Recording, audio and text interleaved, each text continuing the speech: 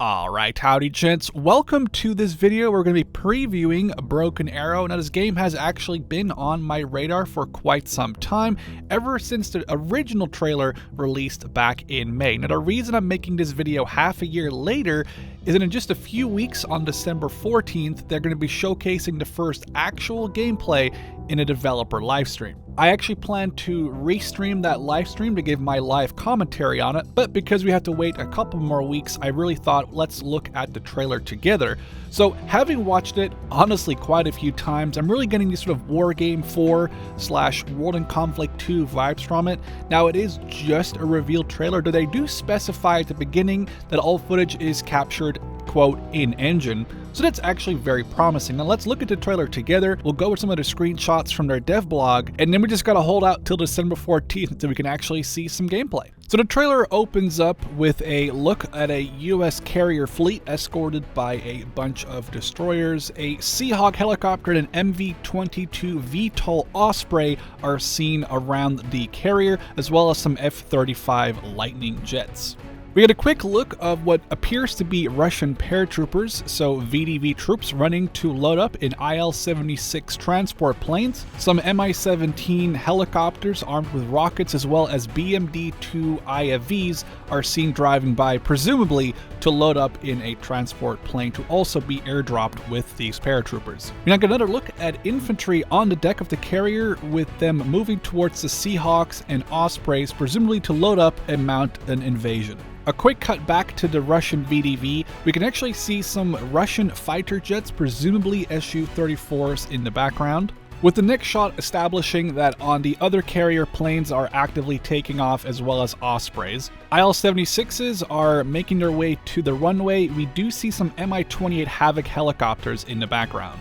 This next shot really reminds me of Battlefield. We see some hovercraft launched from the aircraft carriers loaded with LAV-25, so these must be Marines on board of the landing craft.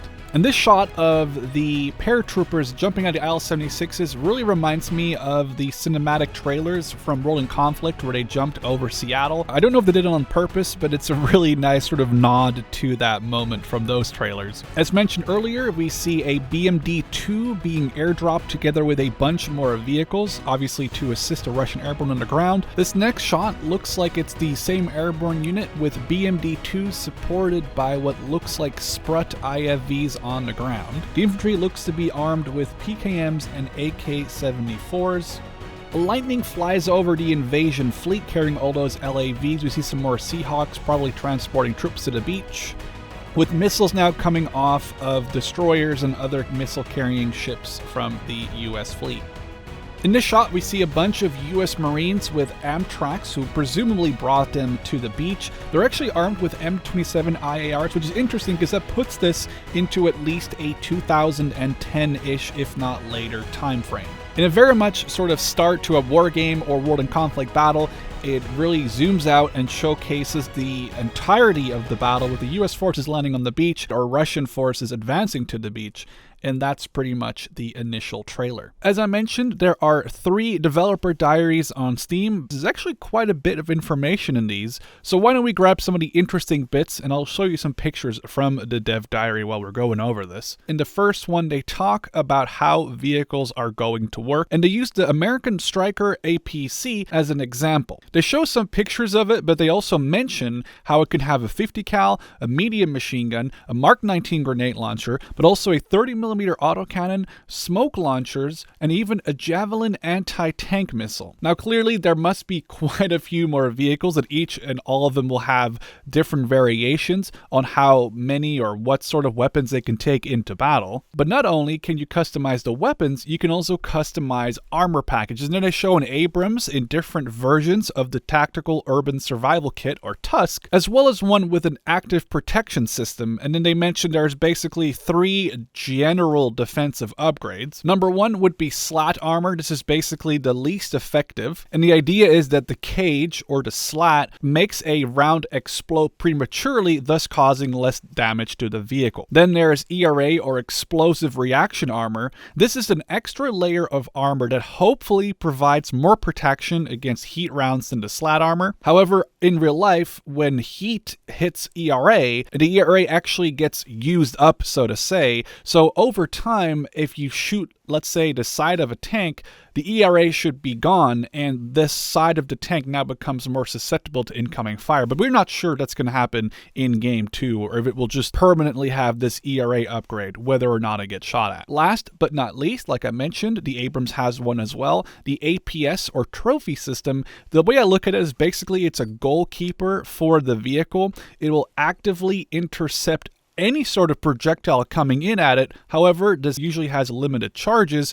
and also has a reload time. So either if you hit it with a lot of missiles or projectiles over time, or at the same time, it's going to either get overwhelmed or it's going to run out of ammo. They do mention that vehicles will have a weaker top armor, which might be a teaser for like top-down attack missiles, and that infantry in tall buildings will have an easier job at penetrating vehicles because they'll be shooting down into the weaker spot. Moving on to the second dev diary, they talk about helicopters and a little bit about systems that will be used to counter them. Now, straight out of the gate, we learned something that I thought was super awesome. They mentioned you can apparently customize each individual pylon on the helicopter. So what you can do, you can either load it up fully to the brim with weapon systems, or if you want to save some resources, you can deploy them with some pylons left empty. So attack helicopters are mentioned first. We have obviously here a couple of screenshots in which they basically confirm at least the AH-64 Apache and the KA-52 Alligator. Now obviously these helicopters are very effective at any range against armored vehicles. They can use also dump fire rockets or some of their mounted weaponry,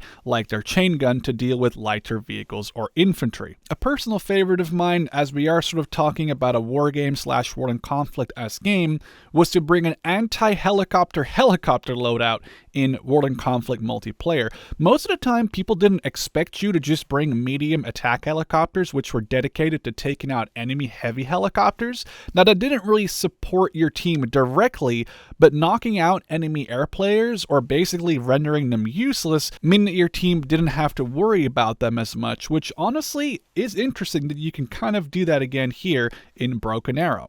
Now also, they mentioned the Mi-24 and the Mi-35M. Now there's sadly no screenshots, but these can both transport a squad of infantry and then somewhat fulfill a hybrid transport / attack helicopter role. So talking about the transport capability, Mi-24 and the Mi-35 brings us to the dedicated transport helicopters like the famous CH-47 Chinook or the Russian Mi-26. Now these can transport obviously more than one squad of infantry, but they are a lot more cumbersome and can't attack ground vehicles like the Mi-24 or Mi-35 can. Interesting note is that these transport helicopters can actually also sling load multiple vehicles underneath. The fact that you can now have an airborne attack plus have helicopters bring light vehicles. Now they do mention about 2 lines worth of text about SHORAD or short range anti-air defenses. The cool thing here is that they will have the capability of being armed with both anti-air rockets and guns at the same time as seen here on the Panzer S1 in game. And then last but not least, they talk about infantry and ways you can deploy them in battle in the third dev diary. Now personally, I always thought that in Wargame, and even more so in World in Conflict, infantry was pretty hard to dislodge from tree lines or urban areas, and it seems like in Broken Arrow, the devs are trying to do the same thing where infantry will be very hard to dig out of an entrenched position. Now generally, basic squads will come with light machine guns, grenade launchers, and basic anti-tank weapons. However, in one of the screenshots, they show a thermobaric rocket launcher, which kind of is interesting because they don't mention that in the text. Now, there obviously will be specialized squads like javelin teams or anti-air teams or sniper teams, but also recon squads, which will be very small squads that will be used for recon missions or helping for target designation for friendly aviation or artillery. Last but not least, they also mentioned Special Forces teams. Now, these can be loaded out to fulfill a bunch of different missions like recon, demo, or just straight up clearing buildings with full auto shotguns as per what they said here, and the full auto shotgun part does sound very cool. Alright, well, that's pretty much it for Broken Arrow. We don't really have much more to go on from now until December 14th, when they will be streaming more about Broken Arrow and hopefully also some gameplay. For now, hope you guys enjoyed this sort of early-ish look at what we have to know about Broken Arrow for now, and I'd love to see you in the next one. Cheers.